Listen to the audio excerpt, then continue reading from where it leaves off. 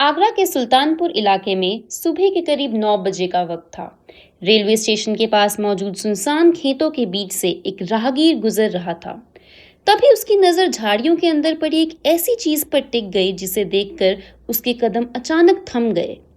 दूर से सिर्फ इतना दिख रहा था कि कोई शख्स बिल्कुल बेहरकत पड़ा है और उसका चेहरा एक अंगोछे से ढका हुआ है। पहले तो उसे लगा कि शायद वो थक कर सो गया होगा, लेकिन जैसे जैसे वो उसके करीब पहुंचता गया, उसके दिल की धड़कनें तेज होती गईं। उसने हिम्मत जुटाकर उस आदमी को आवाज लगाई, लेकिन सामने से कोई जवाब नहीं आया। आखिर कांपते हाथों से उसने उसके चेहरे पर पड़ा अंगोछा हटा दिया और अगले ही पल उसकी एक चीख ने उस सुनसान इलाके की खामोशी को हमेशा के लिए तोड़ दिया। वहां एक नौजवान युवक की लाश पड़ी थी।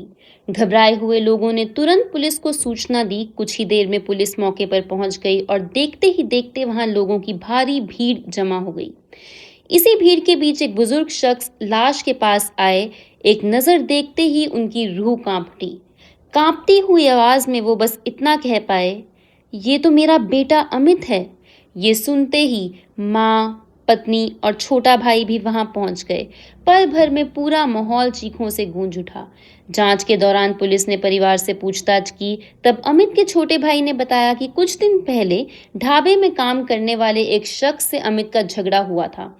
उसने यहाँ तक कहा कि हो सकता है उसी ने भाई को मारा हो। पुलिस तुरंत उसी शख्स की तलाश में लग गई, लेकिन जब जांच आगे बढ़ी और सीसीटीवी फुटेज देखी गई, तो उसमें जो नजर आया उसे देखकर पुलिस की भी आंखें फटी की फटी रह गई। आखिर उस सीसीटीवी में ऐसा क्या रिकॉर्ड हुआ था जिसने इस पूरे केस की सच्चाई को एक ही पल में उलट कर रख दिया?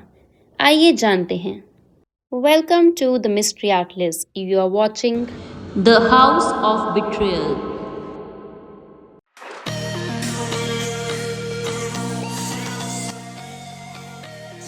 इस कहानी की शुरुआत होती है आगरा शहर के सदर थाना क्षेत्र के सुल्तानपुरा नाम की एक छोटी सी बस्ती में, जहां रहता था 24 साल का अमित।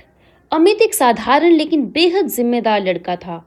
वो आगरा कैंट रेलवे स्टेशन के पास मौजूद एक ढाबे में वेटर की नौकरी करता था।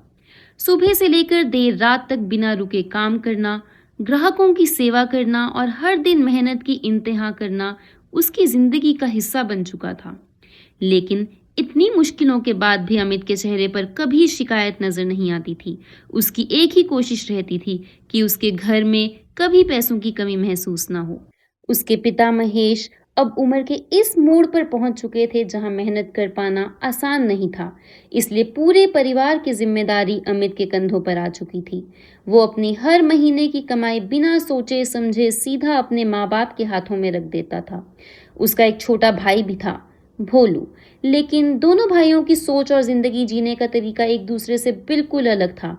एक तरफ अमित था जो दिन रात अपने परिवार के लिए पसीना बहा रहा था, और दूसरी तरफ भोलू जो रिपोर्ट्स के मुताबिक ना कोई नौकरी करता था, ना ही किसी तरह की मेहनत।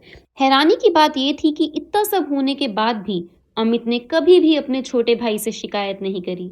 शायद इसलिए क्योंकि वो उससे बेइंतहा मोहब्बत करता था। परिवार गरीब जरूर था, लेकिन उनके बीच में प्यार और अपनेपन की कमी कभी नहीं थी। इसी वजह से अमित के माँ बाप की बस एक ही ख्वाहिश थी कि जल्द से जल्द उसकी शादी हो जाए, ताकि उसकी जिंदगी में एक हमसफर आए और इस घर में एक नई खुशी दस्तक दे। इसी तलाश ने उन्हें एक लड़की तक पहुंचाया जिसका नाम था खुशी। खुशी के घर वालों ने भी अमित से मुलाकात के बाद बिना किसी हिचकिचाहट के इस रिश्ते के लिए हाँ कर दी। फिर 19 फरवरी 2026 को दोनों की शादी बड़े ही धूमधाम और अरमानों के साथ कर दी गई। परिवार के मुताबिक अपने बेटे का घर बसाने के लिए अमित के माँ बाप ने अपनी हैसियत से बढ़कर कदम उठाया। बताया जाता है कि शादी के लिए उन्होंने कर्ज तक लिया और लगभग 5 लाख रुपए खर्च किए। उनकी बस एक ही तमन्ना थी कि उनके बेटे की जिंदगी हमेशा खुशियों से भरी रहे। शादी के बाद खुशी दुल्हन बनकर अमित के घर पहुंची। घर के हर कोने में खुशी का माहौल था। हर चेहरे पर मुस्कान थी और हर आंख अपने रिश्ते को लेकर उम्मीदों से भरी हुई थी। रस्मों के बाद खुशी को उसके कमरे में बिठाया गया। मीडिया रिपोर्ट्स के मुताबिक वो अपने पति अमित का इंतजार कर रही थी कि तभी अचानक कमरे का दरवाजा खुला। खुशी को लगा कि शायद अमित आ गया होगा, लेकिन अंदर आया उसका देवर भोलू। भोलू का स्वभाव मजाकिया था। वो हल्का फुल्का मजाक करते हुए माहौल को हल्का बनाने लगा। कुछ देर बाद अमित भी कमरे में आ गया और भोलू वहां से निकल गया।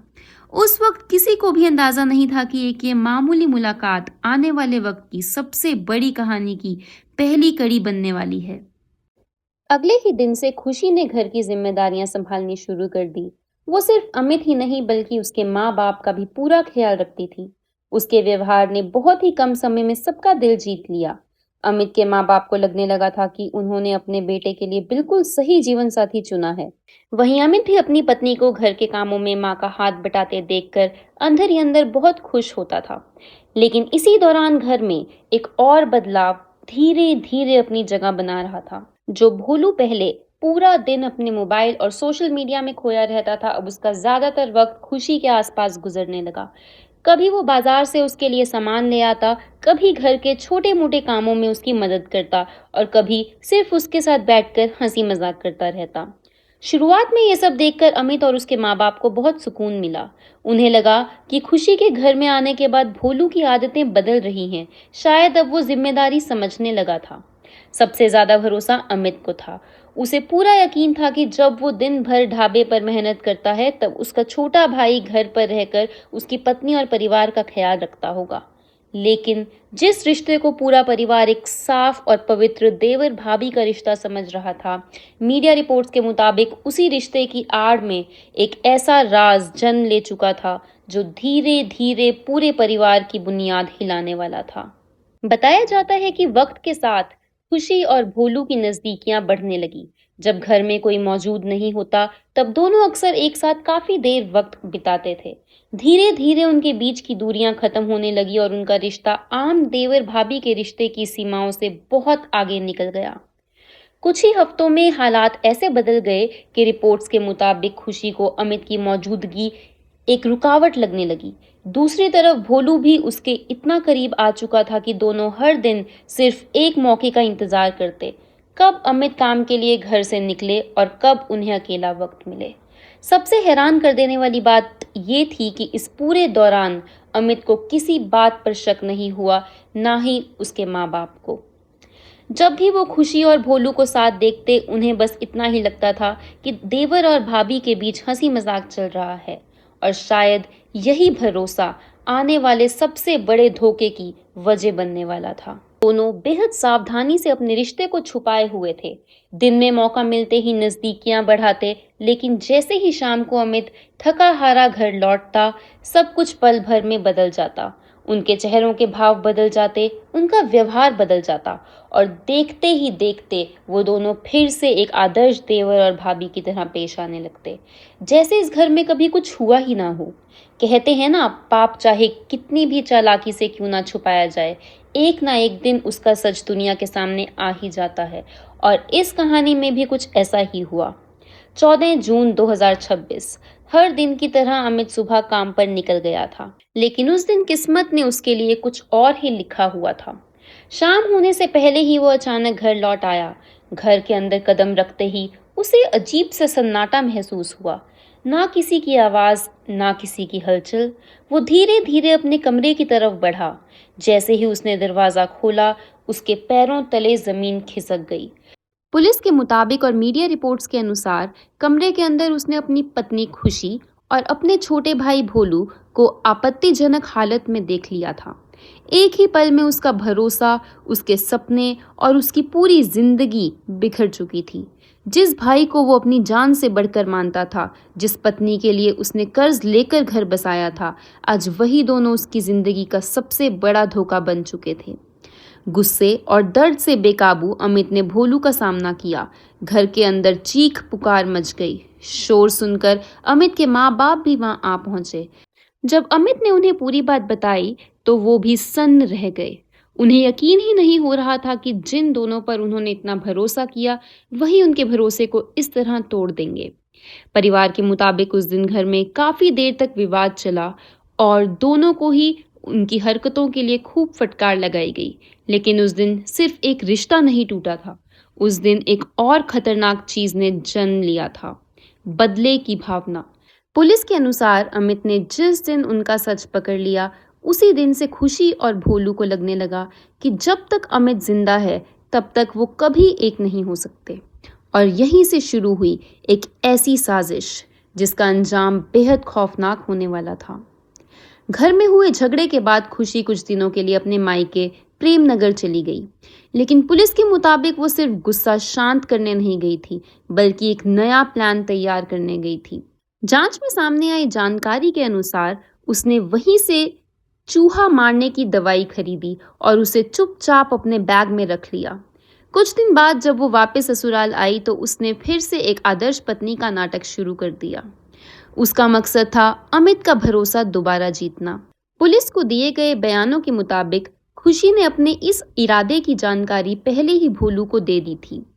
इसके बाद एक दिन उसने अमित के लिए खाना तैयार किया और आरोप है कि रोटी में चुपके से जहरीली दवा मिला दी। लेकिन शायद उस दिन मौत को कुछ और ही मंजूर था।